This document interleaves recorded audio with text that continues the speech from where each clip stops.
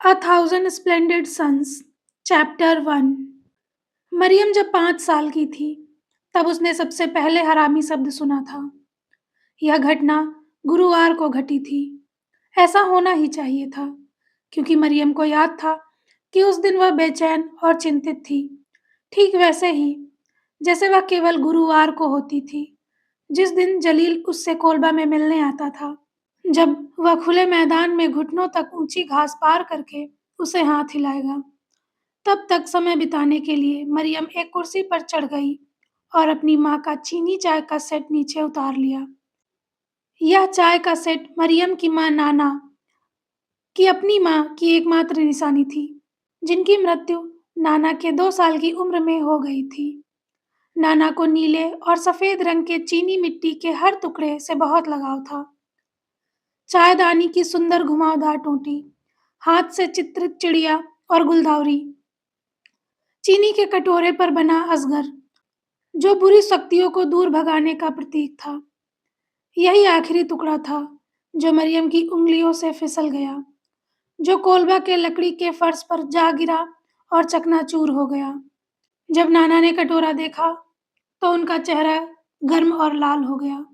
उनका ऊपरी होठ कांप उठा और उनकी आंखें सुस्त और अच्छी दोनों तरह से मरियम पर एकाटक बिना पलक झपकाए टिक गईं। नाना इतनी गुस्से में लग रही थी कि मरियम को डर था कि जिन्न फिर से उनकी माँ के शरीर में प्रवेश कर जाएगा। लेकिन जिन्न नहीं आया, उस समय तो बिल्कुल नहीं। इसके बजाय नाना ने मरियम की कलाई पकड़ ली, उसे अपने करीब खींच लिया और दांत पीसते हुए बोली, तुम एक अनाड़ी छोटी हरामी हो। मैंने जो कुछ भी सहा है, उसका यही फल है। खानदानी चीजों को तोड़ने वाली अनाड़ी छोटी हरामी। उस समय मरियम समझ नहीं पाई। उसे इस शब्द हरामी, हरामजादा का अर्थ नहीं पता था। ना ही वह इतनी बड़ी थी कि इस अन्याय को समझ सके या देख सके कि हरामी पैदा करने वाले दोषी हैं, हरामी नहीं, जिसका एकमात्र गुनाह तो जन्म लेना है। नाना के इस शब्द के उच्चारण से मरियम ने अनुमान लगाया कि हरामी होना एक घिनौनी, निंदनीय बात है। किसी कीड़े की तरह, उस भागते हुए तिलचट्टों की तरह जिन्हें नाना हमेशा कोसती और कोलबा से बाहर निकालती रहती है। बाद में जब मरियम बड़ी हुई, तब उसे समझ आ गया। नाना ने जिस तरह से उस शब्द का उच्चारण किया, सीधे सीधे कहने के बजाय जैसे उस पर थूक रही हो, उसी से मरियम को उसका दर्द महसूस हुआ। तब उसे समझ आया कि नाना का क्या मतलब था, कि हरामी एक अवांछित चीज है, कि वह मरियम एक नाजायज संतान है, जिसे कभी भी उन चीजों पर वैध अधिकार नहीं होगा जो दूसरों के पास हैं, जैसे प्यार, परिवार, घर, स्वीकृति। जलील ने मरियम को कभी इस नाम से नहीं पुकारा। जलील उसे अपनी नन्ही फूल कहता था। उसे मरियम को अपनी गोद में बिठाकर कहानियां सुनाना बहुत पसंद था। जैसे कि एक बार उसने उसे बताया था कि हेरात, वह शहर जहां मरियम का जन्म 1959 में हुआ था, कभी फारसी संस्कृति का उद्गम स्थल था, लेखकों, चित्रकारों और सूफियों का घर था। यहाँ आप पैर कभी नहीं फैला सकते, वरना किसी कवि के नितंब में उंगली कर देंगे। वह हंसते हुए बोला। जलील ने उसे रानी गौहर साद की कहानी सुनाई, जिन्होंने हेरात के प्रति अपने प्रेम के प्रतीक के रूप में प्रसिद्ध मीनारों का निर्माण करवाया था। उसने उसे हेरात के हरे भरे गेहूं के खेतों, बागों, रसीले अंगूरों से लदी बेलों और शहर के भीड़-भाड़ वाले गुंबददार बाजारों का वर्णन किया। वहां एक पिस्ता का पेड़ है, जलील ने एक दिन कहा, और उसके नीचे मरियम, जो महान कवि जामी दफन है, वह थोड़ा झुककर फुसफुसाया। जामी 500 साल से भी अधिक पहले रहते थे। जी हाँ, मैं तुम्हें एक बार उस पेड़ के नीचे ले गया था। तुम छोटी थी, तुम्हें याद नहीं होगा। यह सच था, मरियम को याद नहीं था। और यद्यपि वह अपने जीवन के पहले 15 वर्ष हेरात के पास ही बिताएगी, मरियम उस ऐतिहासिक वृक्ष को कभी नहीं देख पाएगी। वह प्रसिद्ध मीनारों को कभी नहीं देख पाएगी और ना ही हेरात के बागों से फल तोड़ पाएगी या उसके गेहूं के खेतों में सैर कर पाएगी। लेकिन जब भी जलील इस तरह बातें करता, मरियम मंत्रमुग्ध होकर सुनती। वह जलील के विशाल और ज्ञान से प्रभावित होती।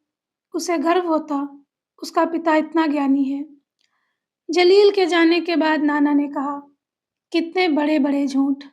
अमीर आदमी बड़े-बड़े झूठ बोल रहा है। वह तुम्हें कभी किसी पेड़ के पास नहीं ले गया और उसकी बातों में मत आना।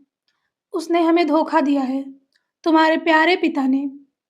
उसने हमें निकाल दिया। उसने हमें अपने आलीशान घर से ऐसे निकाल दिया, जैसे हम उसके कुछ भी नहीं थे। उसने यह सब खुशी-खुशी किया। मरियम सब ध्यान से सुनती थी। उसने कभी नाना से यह कहने की हिम्मत नहीं की कि उसे जलील के बारे में उसकी इस तरह की बातें कितनी बुरी लगती हैं। सच तो यह था कि जलील के साथ रहते हुए मरियम को जरा भी हरामी होने का एहसास नहीं होता था। हर गुरुवार को जब जलील उससे मिलने आता था, 1-2 घंटे के लिए मुस्कुराते हुए, उपहार देते हुए और प्यार से बातें करते हुए, मरियम को लगता था कि जीवन की सारी खुशियाँ और समृद्धि उसी की हैं और इसी वजह से मरियम जलील से प्यार करती थी, भले ही उसे उसे साझा करना पड़े। जलील की 3 पत्नियाँ और 9 बच्चे थे, जिनमें से 9 वैध संतानें थीं और ये सभी मरियम के लिए अजनबी थे। हेरात के सबसे धनी व्यक्तियों में से एक, उनका एक सिनेमा घर था, जिसे मरियम ने कभी नहीं देखा था। लेकिन उसके आग्रह पर जलील ने उसे उसका वर्णन किया था और वह जानती थी कि उसका बाहरी हिस्सा नीले और भूरे रंग की टेराटोका टाइलों से बना है। उसमें निजी बालकनी सीटें थी और एक जालीदार छत थी। दोहरे झूलते दरवाजे टाइलों से सजी लॉबी में खुलते थे, जहां हिंदी फिल्मों के पोस्टर कांच के डिस्प्ले में लगे थे। जलील ने एक दिन बताया कि मंगलवार को बच्चों को रियायती स्टॉल पर मुफ्त आइसक्रीम मिलती है। यह सुनकर नाना ने शर्माते हुए मुस्कुरा दिया। उसके कोलबा से चले जाने तक का इंतजार करती रही, फिर खिलखिलाकर हंसते हुए बोली, अजनबियों के बच्चों को आइसक्रीम मिलती हैं, तुम्हें क्या मिलता है मरियम? आइसक्रीम की कहानियां? सिनेमा घर के अलावा जलील के पास करोख में जमीन, फराह में जमीन, 3 कालीन की दुकानें, एक कपड़ों की दुकान और एक काली 1956 व्यूक रोडमास्टर कार थी। वह हेरात के सबसे प्रभावशाली लोगों में से एक थे। मेयर और प्रांतीय गवर्नर के मित्र थे। उनके पास एक रसोइया, एक ड्राइवर और 3 नौकरानियां थीं। नाना घर की नौकरानियों में से एक थी, जब तक कि उसका पेट फूलने नहीं लगा। नाना ने बताया कि जब यह सब हुआ, तो जलील के परिवार की सामूहिक सिसकी ने हेरात की हवा निकाल दी। उसके ससुराल वालों ने खून बहाने की धमकियां दी। पत्नियों ने मांग की कि वह उसे घर से निकाल दे। नाना के पिता, जो पास के गुलदमन गांव में एक मामूली पत्थर तराशने वाले थे, ने उन्हें त्याग दिया। अपमानित होकर उन्होंने अपना सामान पैक किया और ईरान जाने वाली बस में सवार हो गए। फिर कभी उनका कोई अता पता नहीं चला। कभी-कभी नाना ने एक सुबह जल्दी मुर्गी खाने के बाहर मुर्गियों को दाना खिलाते हुए कहा, काश मेरे पिता में इतनी हिम्मत होती कि वे अपने चाकुओं में से एक को तेज करके सम्मानजनक काम कर लेते, शायद मेरे लिए बेहतर होता। उन्होंने मुट्ठी भर बीज मुर्गी खाने में डाले, थोड़ी देर रुकी और मरियम की ओर देखा। शायद तुम्हारे लिए भी बेहतर होता। इससे तुम्हें यह जानकर दुख नहीं होता कि तुम जैसी हो वैसी हो। लेकिन मेरे पिता कायर थे। मेरे पास इसके लिए दिल नहीं था, इतनी हिम्मत नहीं थी। नाना ने कहा कि जलील में भी इतनी हिम्मत नहीं थी कि वह ईमानदारी से काम ले सके, अपने परिवार, अपनी पत्नियों और ससुराल वालों के सामने खड़ा होकर अपने किए की जिम्मेदारी स्वीकार कर सके।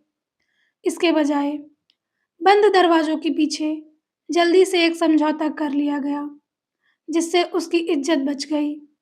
अगले दिन उसने उसे नौकरों के कमरे से, जहां वह रह रही थी, उसका थोड़ा बहुत सामान इकट्ठा करने को कहा और उसे विदा कर दिया। जानती हो, उसने अपनी पत्नियों से बचाव में क्या कहा कि मैंने उसके साथ जबरदस्ती की। यह मेरी गलती थी।